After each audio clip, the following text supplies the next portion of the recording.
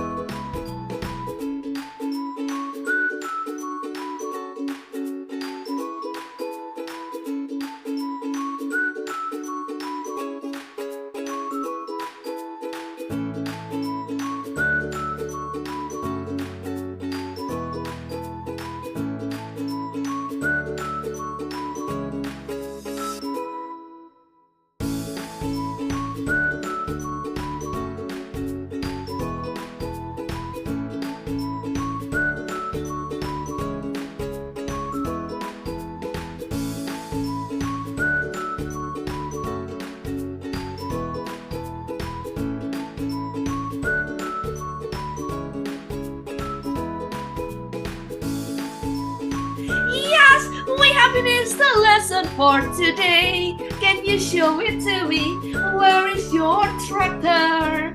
And what color is it, children? It's green. And how about the window? It's blue. And how about the wheels? It's yellow and black. That's good. Now let's say bye-bye to tractor. Bye-bye, tractor. Vroom, vroom, vroom, vroom, vroom, vroom, vroom. Yeah. Okay, thank you for today, children. I hope you enjoyed the activity and see you again on the next video. Bye-bye.